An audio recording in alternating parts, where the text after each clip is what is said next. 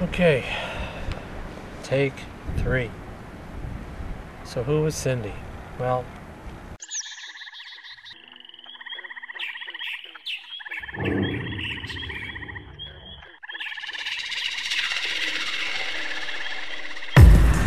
The sand of time runs through my hair.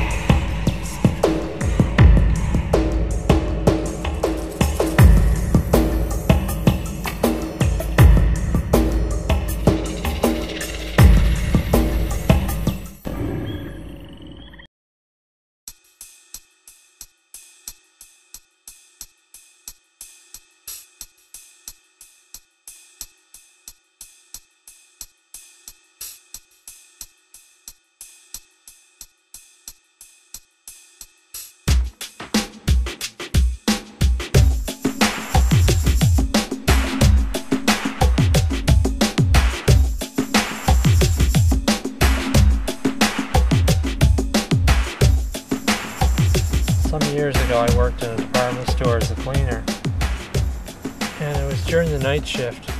They had hired a girl to come in to stock shelves by the name of Cindy, and Cindy wasn't your average, usual girl. She was very outspoken. If there was something she didn't like, she told you.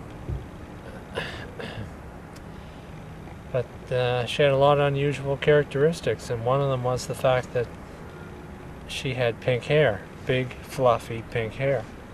Much like, she looked like a Barbie doll that just crawled out of the case and took on human form. And her hair was pink. Bright, bright pink. I don't mean just light pink, I mean very bright pink. You could have seen this girl from a kilometer away. And she wore black leather boots that went up to her hips. And dark leather goth type style clothing. Although I don't think she was a goth, she would remind you of one. And immediately all the guys took interest. I mean, she was wild and they were all interested because she projected sexuality, and they all wanted a piece of the action, let's say. But she had a boyfriend, so it was hands off, and I think he was maybe a goth type too, I'm not sure. But anyway, there was another girl in the store a guy had asked her out on a date, and the guy didn't show up. Never called, never emailed, nothing. Didn't show up for the date at all, and left this girl sitting there wondering, right? And Cindy didn't like that, and she took right after this guy, and she advocated that he get his balls cut off and everything else. And yeah, what she did was the right thing, I think. The guy was a goddamn prick to do that to a girl. And so Cindy hated this guy for the couple of years that I was there anyway. But as time went by, Cindy's appearance changed. She got rid of the pink hair, replaced it with red for a while, cut it a little bit shorter, it was more straighter. She lost the black leather hip boots, and the goth clothing slowly vanished as she got older, right? But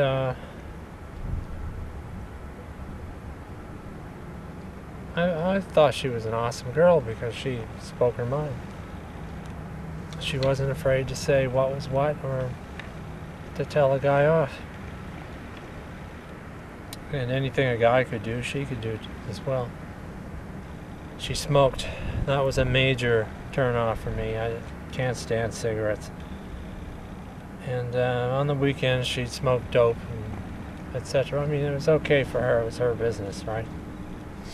But I think the worst trait for me was the fact that she kept getting tattoos, one after the other, and they eventually just covered her body. I mean, you may like tattoos, right? But at a distance, it looks like skin disease, maybe cancer, maybe leprosy.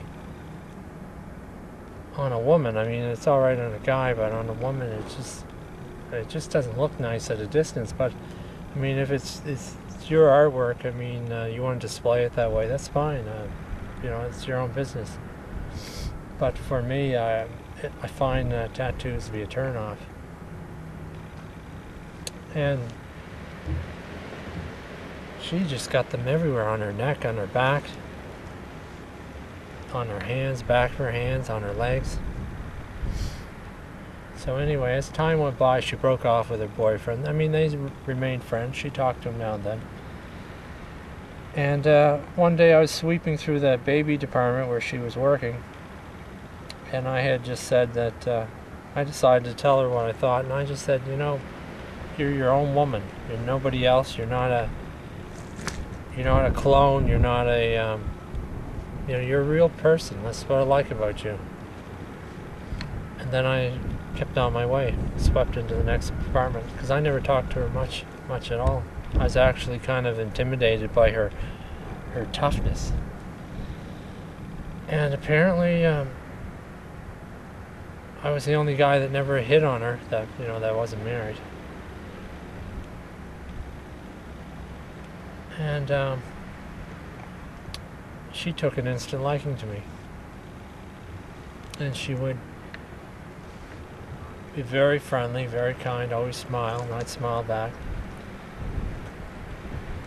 And she wanted to become my girlfriend.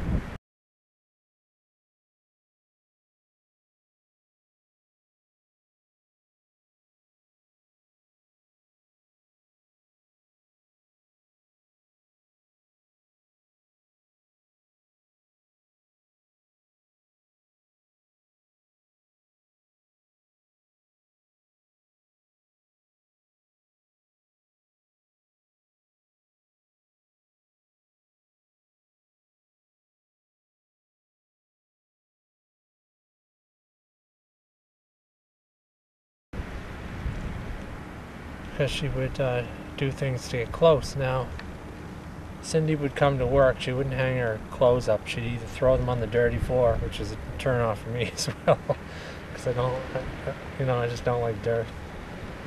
Or she would just throw them over the chain link fence that protected the cleaning machines. And so one day I had to throw my clothes over the chain link fence because somebody's going through my pockets at night. It was security. You know, I wasn't about to allow them to do that again. So I would throw my jacket over the fence as well. You know, another guy did it as well. But one day I threw it over a little bit too quick, and it landed partly on her clothes. And man, was she ever happy. It was like I'd given her a sign or something. She was really happy that day. And went around talking about getting a boyfriend and that sort of nature. And I think she took that as a signal from me that I was interested in making her my girlfriend. I mean, Cindy was a nice girl, right? In spite of all the cursing and swearing and the toughness and everything, the biker type girl, I really liked her a lot. But girlfriend potential, none. And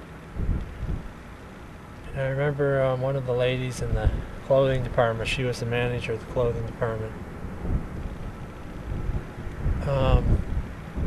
trying to hook me up with Cindy, because the manager didn't think that I was not, like, I'm not the tough guy type of person, but the manager didn't realize that, because me and the manager, women's clothing manager, were always getting in shit for something for something that we did or didn't do in that damn store.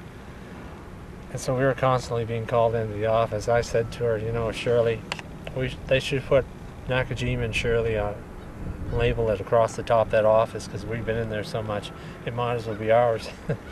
But Shirley took it to consider that the two of us should be together, because I was the tough type of guy as well, but I wasn't. And so Shirley one day said, well, to Cindy, you two might as well go to a party together, or hang out at the Christmas party. And Nakajima seems like a quiet guy around here, she said, but I think he knows how to hold up a party, and the party would come to life if he walked in the room, which is absolutely false. And remember Cindy saying, yeah, that's what I think. He's the wild type of guy, but you can't tell in the store. I appreciated Cindy's attention very much, and she was an awesome girl, but just way too wild, man. Just way too wild.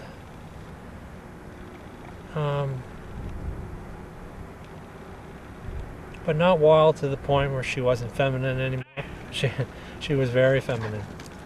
So that's the story of Cindy. And I did see her recently. I was in her area where she works at the store. Gotten bigger. I would imagine she's got a boyfriend by now. When I last saw her, looks were quite straight. A young girl tends to be more flamboyant in her dress and in the way she looks, and you know, age tends to calm people down or tame down their appearance.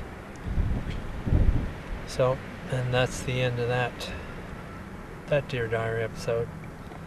I wish Cindy all the best wherever she is and whoever she's with. And I do wish she'd give up the smoking, not only the cigarettes, but the drugs as well, because it will give you, marijuana will, it seems like a good thing to take to calm you down and relax you and that, but it will give you lung cancer faster, or breast cancer in case of women, or even brain cancer faster than a cigarette ever will, because one marijuana cigarette is equivalent of smoking 20 plain cigarettes. So Cindy, wherever you are, good fortune to you, and I'm glad to see you're still working at the store. You've been there several years now. I guess you're going to make it a career. It wasn't a bad place to work if you got rid of some of the managers in there, or you had the ability to tolerate them.